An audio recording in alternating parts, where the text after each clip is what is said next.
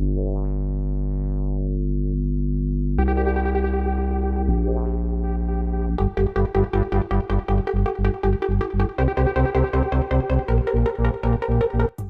Shown உலகில் ஜூமர்ஸ் mind set கொண்ட மக்களே, வெல்கம் டு வாயிலவத பாட்காஸ்ட்.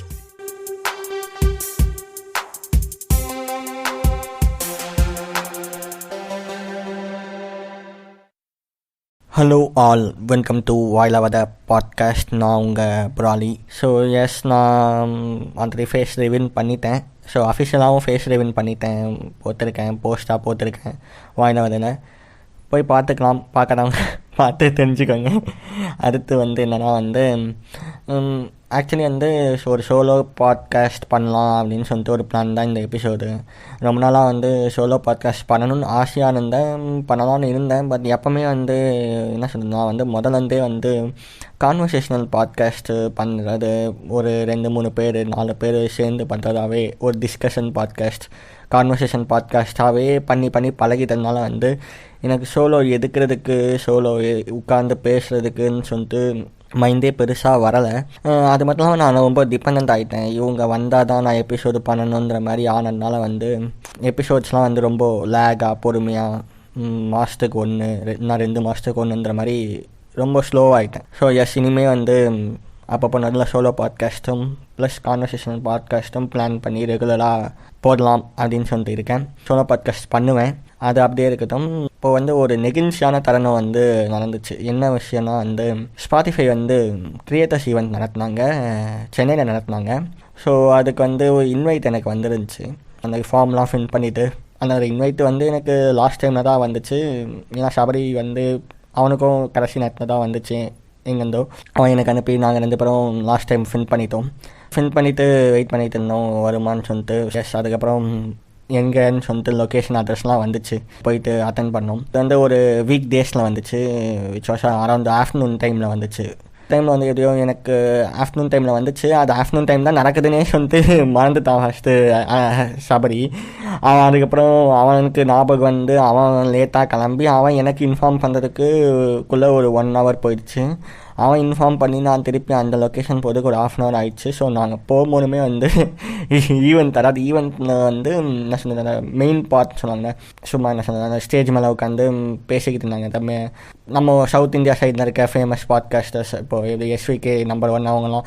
ஸோ அவங்களாம் ஸ்டேஜ் மேலே உட்காந்து அவங்கள கேள்விகள் கேட்டு நிறைய என்னமோ இது ஈவெண்ட்ஸ்லாம் நடந்திருக்கு. ஸோ அதெல்லாம் பார்க்க முடியல. நான் போகும்போதுமே அந்த ஈவெண்ட்லாம் முடிஞ்சிட்டு நெட்வொர்க்கிங் போயிட்டு இருந்துச்சு. நெட்வொர்க்கிங்னா எல்லா பாட்காஸ்டர்ஸும் அதே ஒன்றா உட்காந்துக்கிட்டு விட்டு டீ காஃபி ஸ்நாக்ஸ் எடுத்துகிட்டு சாப்பிட்டுக்கிட்டே அப்படியே பேசுகிறது, அது போயிட்டு இருந்துச்சு. நானும் போயிட்டு அப்படியே போயிட்டு கனெக்ட் ஆகிட்டு அப்படியே எல்லாருக்கூடையும் பேசிட்டு, எல்லா பாட்காஸ்டர்ஸ் கூடயும் பேசிட்டு ஒரு மாதிரி டிஃப்ரெண்ட்டாக ஒரு வைப்பாக நல்லா இருந்துச்சு. அவங்க கூட அப்படியே போய் உட்காந்து எல்லோரும் இப்போது ஆசிராமா அண்ணன் கூட பேசினது, அதுக்கப்புறம் வீர உச்சிகா பாட்காஸ்ட்டு, செவ்வாழை டாக்ஸ், அந்த மாதிரி நிறைய பேர் வந்திருந்தாங்க. எச்சரிக்கா பாட்காஸ்ட் அந்த மாதிரி சொல்லிட்டு நிறைய பேர் வந்திருந்தாங்க. அதுக்கப்புறம் விஜய் வரதராஜ் அண்ணன், அவரை பார்த்தோன்னே ஒரு மாதிரி அவரை நான் இது வரைக்கும் நேரில் பார்த்ததில்லை. ஸோ ஃபஸ்ட் டைம் பார்த்தவொடனே ஒரு மாதிரி அப்படியே ஒரு ஃபேன் பாய் மூமெண்ட் மாதிரி அப்படியே அவரை பார்த்தோன்னே நான் அப்படியே பார்த்துக்கிட்டு இருந்தேன். லைக் மோஸ்ட்டாக அங்கே இருந்தவங்களாம் கூட ஃபஸ்ட்டு என்னை கேட்டாங்க, சபரிக்கிட்ட போய் கேட்டிருந்தேன், இன்னும் ப்ராலி ஜெல்லாவா மாத்தாரா அந்த மாதிரிலாம் கேட்டுட்டு இருந்தாங்க. இல்லை, நான் அப்படிலாம் இல்லை. ஸோ அதனால் நீங்கள் எல்லாரும் பேசுகிறீங்க, ஒரு வேளை உங்களுக்கெல்லாம் எல்லாருமே முன்னாடியே தெரியுமோ என்னமோ அப்படின்னு சொல்கிற மாதிரி பேசிக்கிட்டு இருக்கீங்க. ஸோ எனக்கு டக்குன்னு நான் எதாவது சொன்னால் ஒரு மாதிரி அது என்ன சொல்கிறேன், ஒரு மாதிரி கூச்சம்னா சொல்லலாம், அந்த மாதிரி சொல்லிக்கலாமே. ஸோ அந்த மாதிரி நீங்களாம் பேசுகிறீங்கன்னு சொன்னால் அவங்க வாயை பார்த்துக்கிட்டு அதே ஒரு மாதிரி புதுசான நெகிழ்ச்சியான தருணத்தில் அது நீங்களாம் பேசுகிறது அது நான் மெய் மறந்து பார்த்துக்கிட்டு இருந்தேன்னு சொல்லலாம். அதே மாதிரி விஜயராஜ் அண்ணனும் உட்காந்து எல்லா பாட்காஸ்டர்ஸ் கூடயும் அப்படியே ஜாலியாக பேசிக்கிட்டு இருந்தார். அதே நானும் அவர் கூட பேசிட்டு அப்படியே ஃபோட்டோஸ்லாம் எடுத்தோம். அப்படியே டக்குன்னு அவர் கூட செல்ஃபி எடுத்தேன். அதை தான் நம்ம வாயிலவத இன்ஸ்டாகிராம் பேஜ்லையும் போட்டிருக்கேன். சும்மா இந்த மாதிரி ஜாலியாக முடிச்சுட்டு நானும் அப்புறம் சாப்பிடியும் அப்படியே கிளம்பும்போது ஸ்பாட்டிஃபை குட்டீஸ்லாம் கொடுத்தாங்க. குட்டீஸில் என்ன இருந்துச்சுன்னா நமக்கு JBL மைக் கிடச்சிது. இதில் தான் இப்போது ரெக்கார்ட் பண்ணிக்கிட்டு இருக்கேன். ரெக்கார்ட் பண்ணி கேட்டேன். செக்கிங்லாம் பண்ணும்போது நம்ம போயா மைக்கை விட இதோட என்ன சொல்கிறது சென்சிபிள் அந்த கிளாரிட்டி ஒன்றும் அதிகமாகவே இருக்குது. போயாவில் கொஞ்சம் அந்த நாய்ஸு அந்த மாதிரி பிட்ச்சு டிஃப்ரென்ஸ் இருக்கும். இதில் அந்த பிட்ச்சு அந்த நாய்ஸ் கிளாரிட்டிலாம் வந்து சூப்பராகவே இருக்குது. Thanks Spotify India. இந்த மாதிரி சவுத் இந்தியா க்ரியேட்டர்ஸையும் ஒரு க்ரியேட்டர்ஸாக நம்பி அவங்களுக்கு ஒரு ஈவெண்ட் நடத்தணும், அவங்களுக்கு ஒரு ஈவெண்ட் நடத்தி நெட்வொர்க் பண்ணி அவங்களோட ஃபீட்பேக்ஸ்லாம் வாங்கணும் அப்படின்னு சொல்லிட்டு பண்ணுறதுலாம் ஒரு மாதிரி நல்லாயிருக்கு. ஸோ அதான் தேங்க்ஸ் டு ஸ்பாட்டிஃபை இந்தியா. இருந்தாலும் பேசுனது எல்லாமே நெகிழ்ச்சி தருணம் அண்ட் தேங்க்ஸ் அந்த மாதிரி. ஸோ அப்படியே முடிச்சுட்டு அப்படியே சோலோ பாட்காஸ்ட் சோலோ டாபிக் போயிடலாம். என்ன டாபிக்னால் வந்து men are desperate or not அப்படிங்கிற மாதிரி ஒரு டாபிக். இது வந்து முழுக்க என்னோட பாயிண்ட் ஆஃப் வியூ. எனக்கு ஓரளவுக்கு நான் வந்து பேசுகிற ஃபீமேல்ஸ் கிட்ட பேசும்போது அவங்க வந்து இதெல்லாம் க்ரீப்பியாக இருக்குது, இது வந்து இந்த மாதிரி பண்ணுறதுலாம் தப்பு, இந்த மாதிரி பசங்க வந்து பண்ணுறது தப்புன்னு சொல்லும்போது வந்து அதை ஃபீல் பண்ணி என் பாயிண்ட் ஆஃப் வியூவில் வந்து டெஸ்பரேட்டாக இருக்காங்களா இல்லை இல்லையா அப்படின்ற மாதிரி பேசலாம்னு சொல்லி தான் இந்த டாபிக். என்னென்னா வந்து ஃபஸ்ட்டு வந்து என்ன சொன்னால் வந்து ஏன் வந்து மென் வந்து டெஸ்பரேட்டாக இருக்காங்க. ஆக்சுவலி வந்து இப்போது நம்மளோட இதுன்னு சொல்ல முடியாது. இப்போ இருக்கவங்க எல்லாருமே வந்து என்ன சொல்கிறது, ஒரு ஃபீமேலோட ஃப்ரெண்ட்ஷிப் க்ரியேட் பண்ணணும் அப்படின்னு சொல்லிட்டு ரொம்ப டெஸ்பரேட்டாக இருக்காங்க. இப்போ எப்படி நம்மளுக்கு வந்து நார்மலாக ஒரு பையன் ஃப்ரெண்ட், இப்போ நம்ம ஒரு நம்மளுக்கு ஒரு பையன் ஃப்ரெண்டு மேல் ஃப்ரெண்ட் கிடைக்கிறான்னா அது வந்து ஒரு மாதிரி ஆன் த ஃப்ளோவில் அப்படியே போயிட்டு பேசி அந்த மாதிரி அட்டாச் ஆகி ஃப்ரெண்ட் ஆகும். பட் வந்து ஒரு ஃபீமேல் கூட நம்ம ஃப்ரெண்ட்ஷிப் ஆகிறதுக்கு என்னமோ இவங்க மெனக்கேதுறாங்களோ, டெஸ்பரேட்டாக போயிட்டு அந்த பொண்ணு யாருன்னு தெரியாது, ஏதோ ரேண்டமாக உங்களுக்கு ஒரு என்ன சொல்கிறது ஒரு மீட்டிங் நடந்து ஏதோ ஒரு இடத்துல வந்து கனெக்ஷன் நடந்து பேசினா அது வந்து நார்மலாக இருக்கும். நம்ம வந்து அவங்க கூட பேசுறதுக்காகவே வந்து ட்ரை பண்ணி அவங்க கூட நான் வந்து ஃப்ரெண்ட்ஷிப் வச்சுக்கணும் அப்படின்னு சொல்லிட்டு டெஸ்பரேட்டாக பண்ணுறது, அது மாதிரி பண்ணுறதுலாம் வந்து வேணாம் அப்படின்னு சொல்லிட்டு. ஏன்னா மோஸ்ட்டாக வந்து அவங்க நினைப்பாங்க யாரா நீ கோமா நீ இந்த மாதிரி வந்து ஏன் வந்து சும்மா வந்து எதுவுமே விஷயம் இல்லாமல் எதுக்கு என்கிட்ட வந்து அவன் பேசிக்கிட்டு இருக்கான் அப்படின்னு நினைப்பாங்க.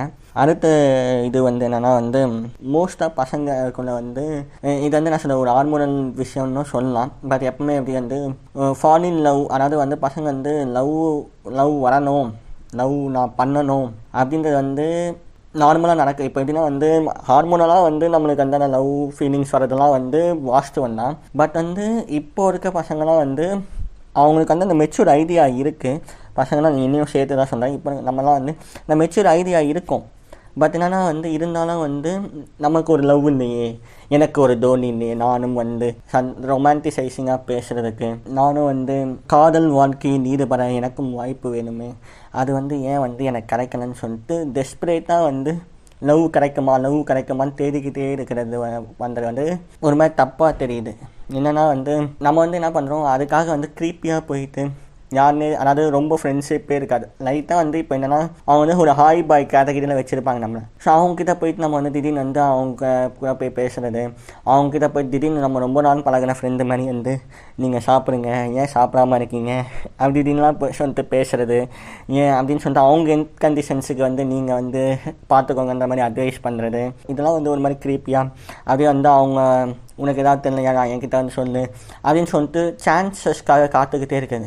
அந்த பொண்ணு ஏதாவது திடீர்னு சொல்லிட்டு ஒரு டவுட் இந்த மாதிரி ஏதாவது ஒரு விஷயம் வந்து அவங்க சொல்லுவாங்க. ஏன்னா டக்குன்னு அந்த அட்வைஸ் பண்ணுறேன்னே சொல்லிட்டு அந்த அட்வைஸ் சொல்லுவேன், அதுக்காக நான் ஃபோன் பண்ணுறேன், பேசலாம், என்ன டவுட்னாலும் கேளுங்க, 2 hours கூட பேசலாம், எவ்வளோ நேரம் வேணால் பேசலாம் அப்படின்னு இருக்கக்கூடாது.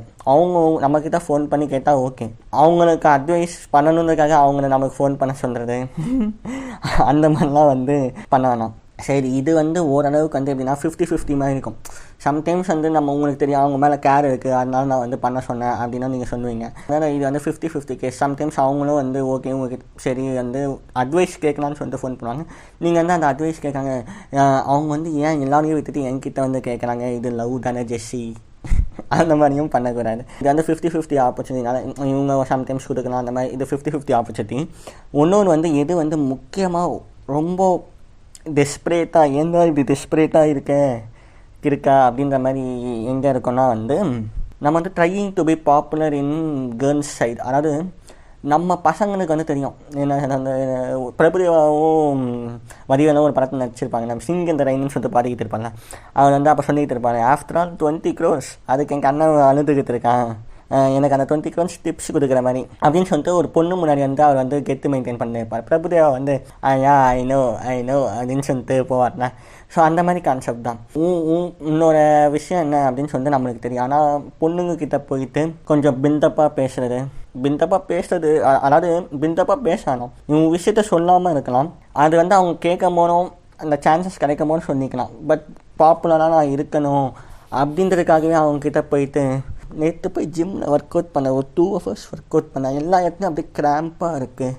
அங்கங்கே பாருங்கள் கிராம்பாக இருக்குன்னு சொல்லிட்டு அப்படியே டக்குன்னு சொல்லிட்டு இப்படியே பைசப் ஃப்ளெக்ஸ் பண்ணுறது, அப்படியே டக்குன்னு சொல்லிட்டு இப்படி கையை தூக்குறது, அந்த மாதிரி பண்ணுறது, கையை முறுக்கிறது, அந்த மாதிரி பண்ணுறதுலாம் வந்து யாரா இவன் அந்த மாதிரி ஒரு மாதிரி அது ஒரு மாதிரி க்ரீப்பியாக இருக்கும். ஒரு என்ன சொல்கிறது, என்னடா இவ்வளோ காஜா சுற்றுறானே அப்படின்ற மாதிரி தான் ரேண்டமாக யோசிப்பாங்க. யார் இவன் எதுக்கு இப்படி வந்து காஜா பேசிக்கிட்டு இருக்கான்ற மாதிரி யோசிப்பாங்க. பாப்புலர் ஆகணும்னு சொல்லிட்டு அதாவது நீங்கள் வந்து இந்த விஷயம்லாம் பண்ணால் பொண்ணுங்க செய்கிற பாப்புலர் ஆகலான்னு சொல்லிட்டு ஃபிட்னஸ்ஸு இல்லைனா வந்து அதிக காசு இருக்குன்ற மாதிரி எங்கள் வீட்டில் 10 கார் இருக்குது அப்படி இப்படின்னு சொல்லிட்டு நிஜமாலே 10 கார் இருக்கட்டும்.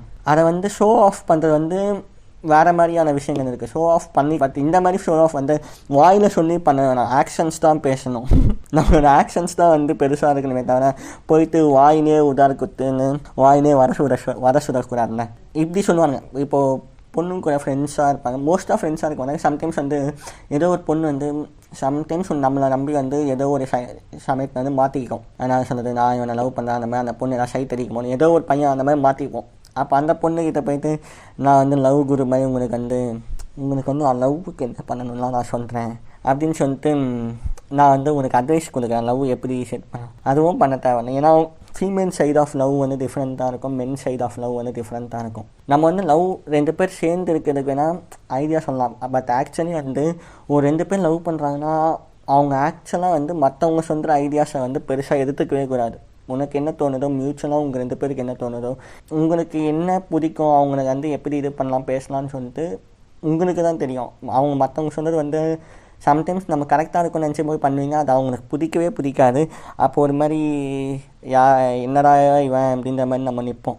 ஸோ அதுவும் வேணும். அடுத்து வந்து இன்னொரு சைடு வந்து நான்லாம் வந்து அப்போவே பெரிய ஆள் அப்படின்னு சொல்லிட்டு என்ன பேசுவானுங்க, 10th ஸ்டாண்டர்ட் செக்ஷன் என்னன்னு தெரியுங்க, நான் வந்து அப்போயே செக்ஸ் எஜுகேஷன்லாம் பெரிய ஆள், உங்களுக்கு என்ன டவுட்னாலும் கேளுங்க அந்த மாதிரியும் போயிட்டு என்ன சொல்கிறது பொண்ணுங்கிட்ட வந்து இன்டெரக்டாக பேசும். அவங்க என்ன சொல்லுவாங்க, திடீர்னு வந்து சும்மா பசங்க கூட பேசுவாங்க. என்ன சொல்ல ஒரு 18+ ஜோக்ஸ் அந்த மாதிரிலாம் சம்டைம்ஸ் வரும். உனக்கு அந்த 18+ ஜோக்ஸ் வந்து இவனுக்கு புரிஞ்சாலும் சரி புரியலனாலும் சரி அதை பொண்ணுங்க எனக்கு புரிஞ்சிச்சு, I know every thing bro அப்படின்னு சொல்லிட்டு அந்த பொண்ணுங்க முன்னாடி சீன் போடுறது. இவனெல்லாம் நான் வந்து இதை சொன்னதெல்லாம் வச்சு உடனே என்னடா இவன் நம்ம பசங்க வந்து டெஸ்பரேட்டாக இருக்காங்க, இப்படி பண்ணிக்கிட்டு இருக்காங்க அப்படின்னு சொல்லிட்டு சொல்கிறானே அப்படின்னு சொல்லிட்டு கேட்குற மென் பாய்ஸ் யாரும் வந்து பெருசாக தப்பாக நினச்சிக்க வேண்டியதில்லை. நம்ம என்னென்னா வந்து கெட்ட விதாத பங்குன்ற மாதிரி தான். அதாவது நீங்கள் வந்து டெஸ்பரேட்டாக பண்ணும்போது வந்து நீங்கள் வந்து ஒரு லோ லைஃப் மாதிரி தெரிவிங்க பொண்ணுங்க முன்னாடி. டெஸ்பரேட்டாக இல்லாமல் நான் வந்து நான் ஆல்ஃபா மென் சிக்மா மென் மாதிரிலாம் சுற்றணும்னு சொன்னேன். There should be a limits. நம்ம வந்து அந்த லிமிட்ஸில் எப்படி இருந்துக்கலாம் அப்படின்னு சொல்லிட்டு இருந்தோன்னா கரெக்டாக இருக்கும் அப்படின்னு சொல்லிட்டு ஏதோ சின்னதாக ஒரு சோலோ பாட்காஸ்ட் பண்ணி முடிச்சிட்டேன். கேளுங்க, பிடிச்சிருந்தால் சப்போர்ட் பண்ணுங்கள். மேலும் ட்ரை பண்ணுறதுக்கு எபிசோட்ஸ். Signing off ப்ராலி.